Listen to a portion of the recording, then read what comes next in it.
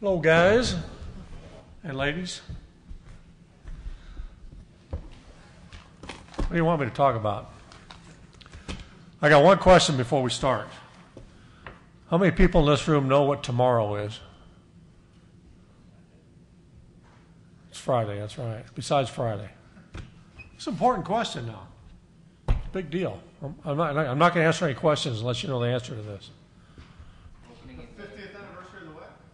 It's the 50th birthday of the WAC tomorrow. Pretty good deal. Pretty good answer. I'm surprised you knew that. I didn't even know it actually until earlier this week when some of my staff members told me that. It was in July 27th, 1962. And the other trivia with 1962 is that was the year that both Kmart and Walmart started,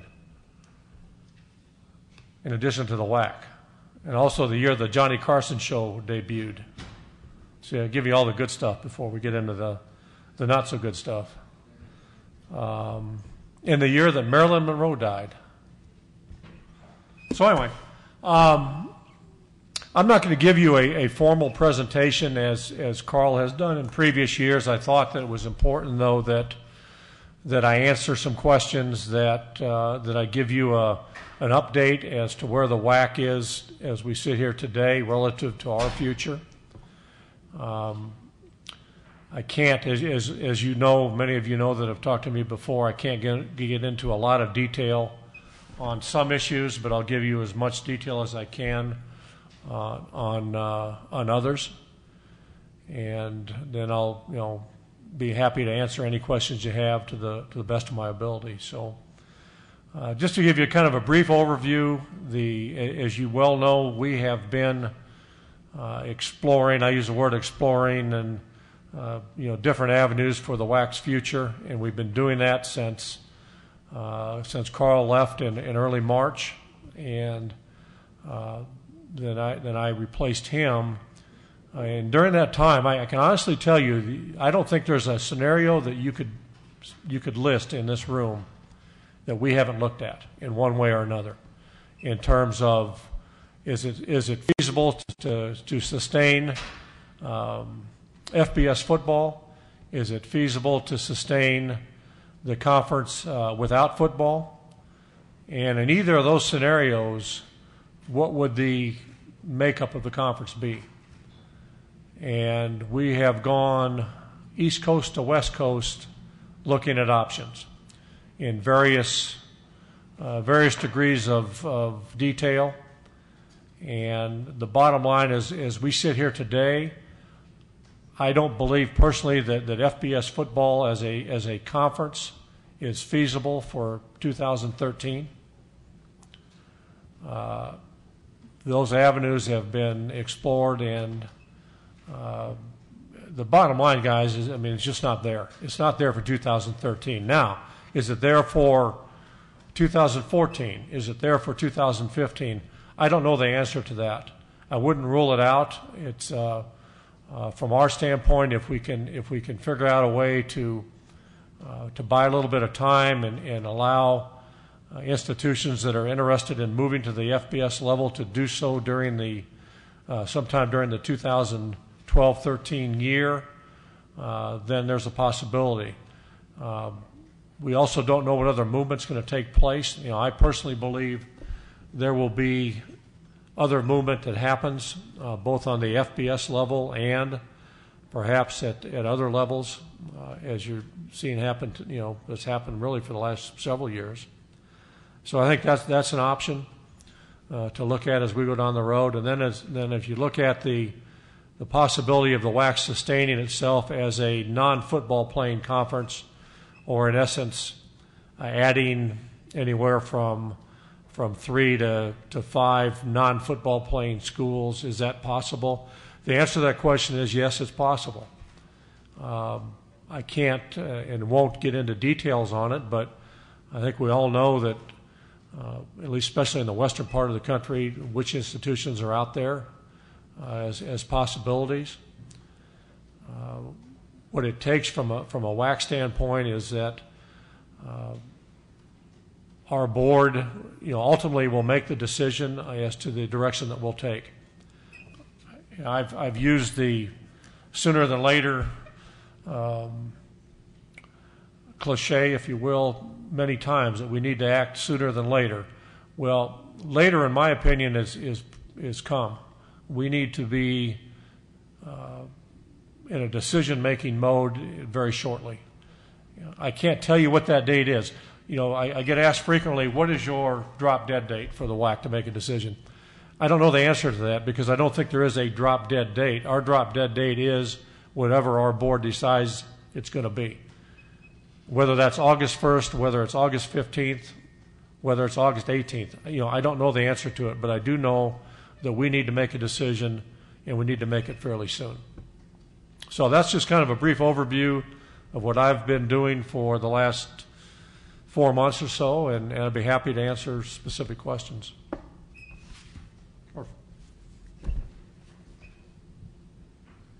Jeff, you mentioned the possibility that it may not be feasible, or it is not feasible to have a football playing league in 2013.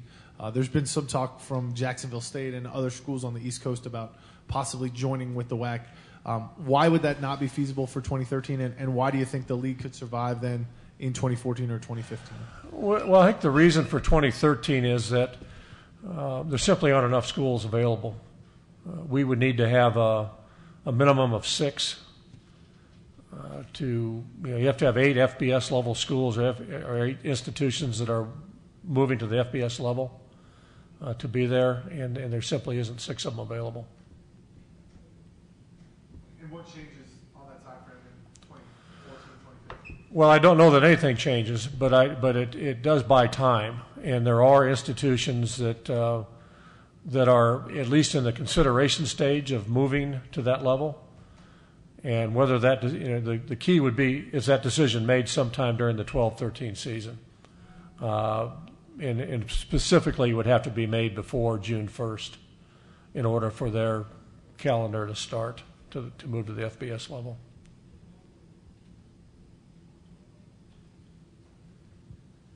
Teddy Feinberg from Las Cruces Sun News.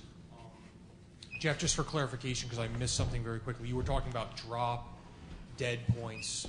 So just for clarification, that was for Olympic sports in 2013.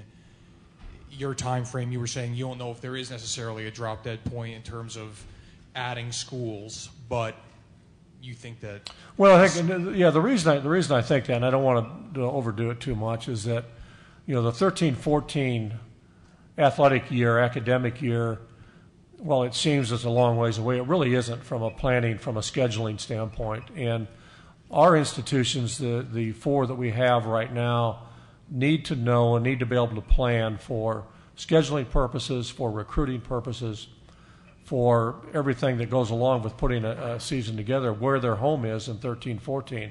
And to give you an example, do they need to schedule 10 basketball games non-conference, or do they need to schedule 20? Or whatever the sport may be, any team sport, that has to be done, and scheduling isn't done, a month before the season starts. That has to be done now, and so I think that's why it's important. So there is a sense of urgency there. Definitely a sense of urgency, and not a specific date, but one that, quite honestly, in my world and my thought was that we needed to have it done by June 30th. Well, we didn't. And the reason we didn't is because we didn't have options that were readily available at that time. And we weren't ready to make that decision at that time. We were still trying to get answers, trying to look at every option that was out there. We've had discussion with various groups of people, and we simply weren't in a position to be able to make a decision by June 30th. So now the next date comes, again, in my mind, I think I said a couple weeks ago that we had about a 30-day window that we needed to make a decision. And that puts us roughly into, to early to mid-August probably as a time frame. But again, if I sat here today and I said, hey, we need to make a decision by August 10th, and we find out that, hey, we can't do it, but we could do it by August 20th, then it becomes August 20th. But I think our people and our board understands that, and we're not holding off just to hold off. We're holding off because the options that we think that are there are either we haven't been able to run through them completely, or some of them have gone away. Now you said 4 institutions. Are we excluding Boise State at this point going forward? Because I mean, technically, it's still 5. Yes, I'm anticipating, and you're right. Technically, Boise State would be a 13, 14 member, but I was informed by Boise State 2 or 3 weeks ago that their intention was to pursue membership in the Big West. Now, until that membership happens, then Boise State remains a possibility. And quite honestly, if we were able to put something together tomorrow, and it made sense, I would go back to Boise State and see if it would still be interested in being a member of the WAC in 13 and 14. So, I personally don't rule it out, but I think from a planning standpoint, I have to take the approach that Boise State's intent is to be in the Big West. Now, I know you said you didn't really want to get into specifics, and this might be too specific, but bear with me. Now, Cal Bakersfield, obviously, independent program, at least in men's hoops, Utah Valley, these schools have been mentioned as possibilities for the WAC in previous discussions. Have they been invited? It would seem like Bakersfield would be a pretty easy invite considering their standing. Have they been invited? If not, why not at this point? Well, I'll give you 2 answers. One is I will not speak about specific schools in any form. The second part of that answer is we have not extended invitations to any schools. And then lastly, if it's not a football league in 2013, obviously NMSU and Idaho, being independent is a realistic possibility for them. How long do you think a school like a New Mexico State or an Idaho could do the independent model? Hard to give you a time frame there. I would say that it certainly is difficult. How long that can be sustained depends entirely upon scheduling and how difficult it becomes to not just get 12 games, but to get 5 or 6 home games during that time frame too. So that's the key to it. And I think, the answer to your question would be the earlier you start on that, the better off you are. But scheduling, you have to identify, who's available, where the holes are in league schedules in other conferences. So you have an idea in which independents are out there that are available to play. Football scheduling, as everybody in the room knows, is done in most cases a few years in advance. And so the earlier you get started on it, the better. I mean, how long can it be sustained? It can be sustained as long as you can put a schedule together. Jeff, Doug Fullerton, the commissioner of the Big Sky, mentioned that he at least has had the idea of combining the leagues in some way to hold on to the second or hold on to the WAC's AQ bid to the NCAA basketball tournament and other NCAA tournaments. How have those discussions progressed? Is that something they've brought to the WAC at all? And is there have you talked to the NCAA about the possibility of maybe making, taking a bunch of Big Sky teams for basketball and not necessarily, and having them play Big Sky football?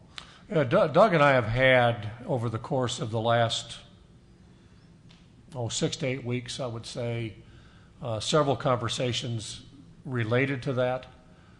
I will say that it's probably lost momentum in the last week or so, that it's more unlikely than likely to happen.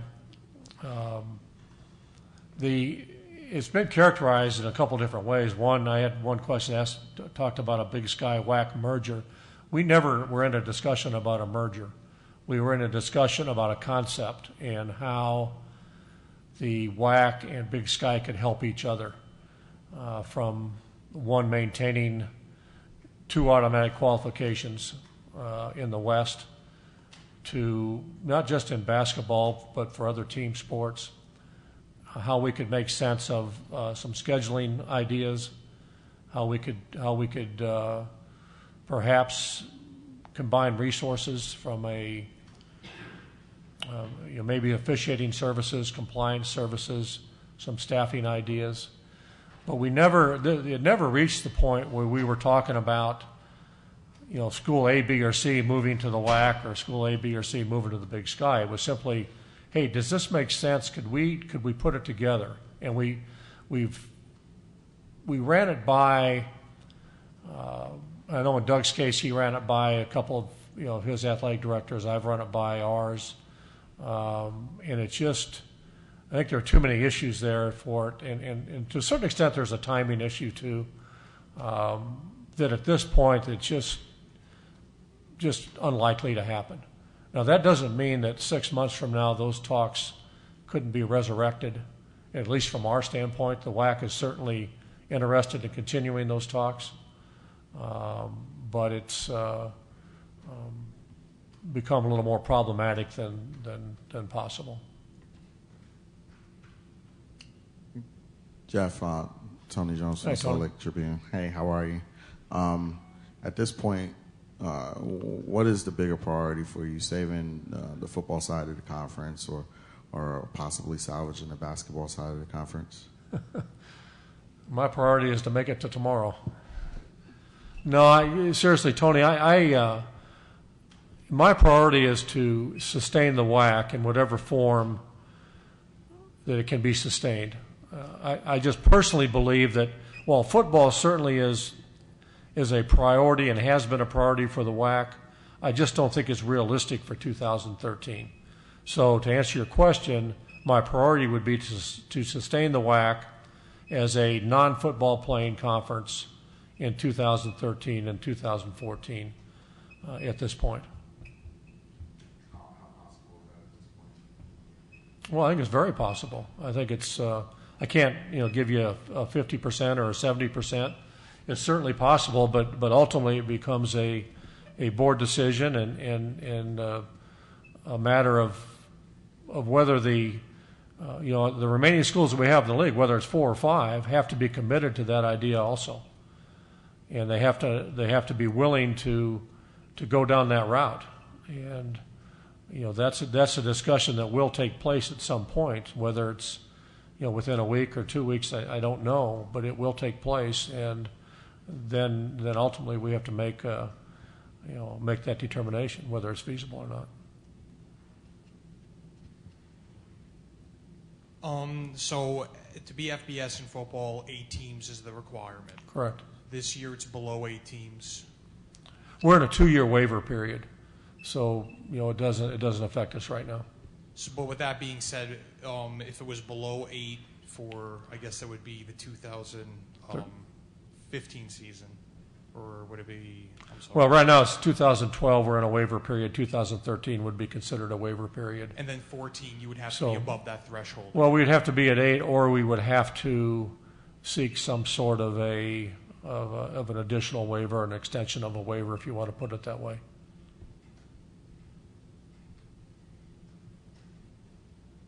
What is the number for basketball to maintain your status as a 7? And a minimum of 7. It's not just the other part of the non-football playing Division I all sports conferences, as the NCAA would call it, is there's a sports sponsorship element to that too that's involved, and so you have to have a minimum of 7 for basketball, and we obviously play double round robin, but in addition to that, we'd have to have 2 other men's championship sports, team sports.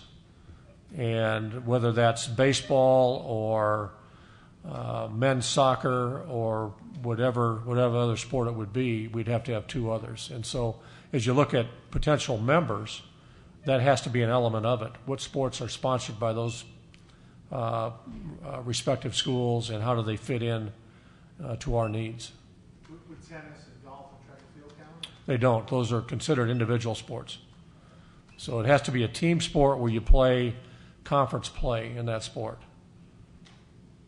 And I don't remember the list off the top of my head. Dave, do you remember? In our case, the most likely ones would have to be basketball, men's soccer, and baseball.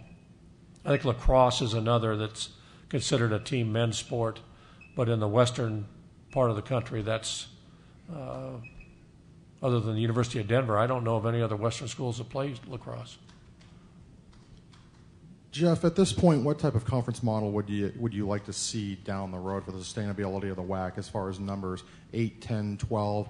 And also in speaking with the rumors that have floated about with schools, and I know you don't want to name names of any schools you've spoken to, and I'm not going to ask you that, but what would travel considerations be with that kind of setup if you did look into schools that were further east or south or what have you with any schools in the West? Would cost be a concern for you? Well, sure it would. It has been. The WAC has been a league that stretched from Ruston, Louisiana to Honolulu, and that's roughly about 4,500 miles and every point in between. So travel cost is always an issue. Cost of operation is an issue, but the other side of that coin is that, our first priority is we have to sustain the conference. And so while travel is important and cost is important, you have to be able to sustain yourself first before that becomes it's a factor, it's a secondary factor to sustaining the conference. To answer your question on numbers, I don't have a specific number. I don't know that one's better than another, but if I had to, if I had to pick one, it would be an even number. I think 10 is a very good workable number for a number of conference games that you would play in respective sports. But again, it gets down to the sports we're talking about. For football, quite honestly, 9's a better number than 10 is, because you play 8 conference games and you have 4 at home and 4 on the road. But for other sports, an even number probably works better because it allows you to do travel partners and limits some of the cost of doing so.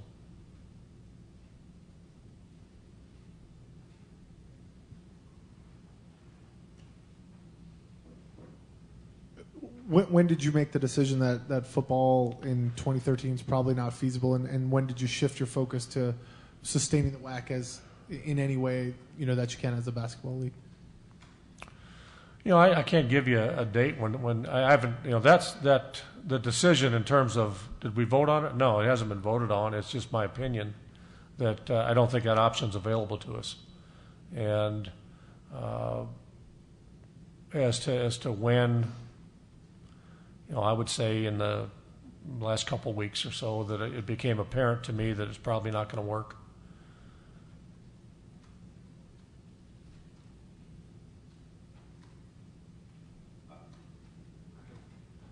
Have you talked to your television partners at all? What has ESPN said? Have they said anything? Are you still under contract with them, and what's the situation with We're under contract with ESPN through this year, through June of 2013. There is a renegotiation period written into the contract that begins roughly January 1st or so. I haven't spoken to them about our situation other than to, they're pretty much aware of where we are and what we have and what's out there. But as we get to an alignment that we think is going to work, that would be the time that we, sit down with ESPN and say, this is what we're looking at. What's it look like from a contract standpoint?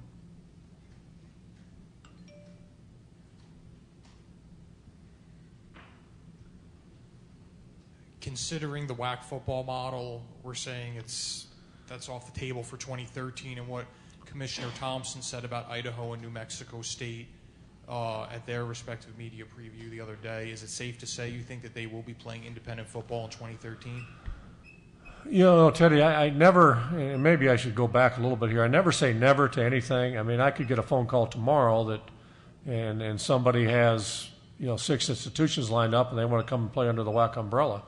It's not likely, but is it feasible? You never know. I received, I'll give you just an example. I got a call, it's not too long ago, from the commissioner of another conference. I won't name the conference, but his question to me was, would the WAC be willing to take all of our schools under your football umbrella? And we'll leave all the other sports where they are. So in other words, all their football people would come and play under the WAC umbrella, all the other sports would stay in the league that they were in. Well, you can't do that under NCAA policy because you can't just play football and not play other sports. So it was a short conversation, but that just kind of shows you where some of, give you an idea of at least some of the conversation that we've had. I think it's much more likely than not that New Mexico State and Idaho would, if they're going to maintain FBS status, will play as independents in 13. It's not written into stone right now because, until we know 100% that every option that we've looked at is not available, you can't say that. But I think from a practical standpoint, that is the most likely outcome. You mentioned 6 institutions. If somebody calls you tomorrow with 6 institutions, do you know how many you could get right now if you said, hey, we need everybody that wants to come to the WAC to come? Do you know how many of those football institutions there are? Do you need 1 more? Do you need 3 more? Do you need 5 more? I really can't give you an answer to that. I know that there are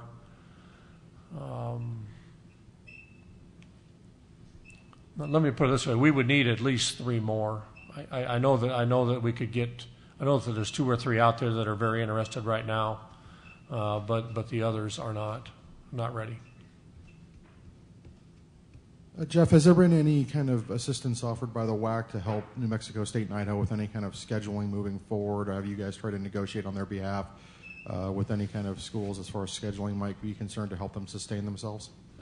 Well, not yet, because as I said earlier, what I'm talking about here is more of my opinion rather than a specific fact that's taken place and relative to the FBS status. But to go a little bit further along on that, when and if that time comes that the decision's made that they're going to play as independents, we would offer our office resources as much as possible to help them schedule. It's not uncommon for conference offices to be involved in football scheduling. A big part of my job for the past 15 years or so was involved in football scheduling and dealing with trying to help schools find games. So certainly, and that would be part of our effort to help schools.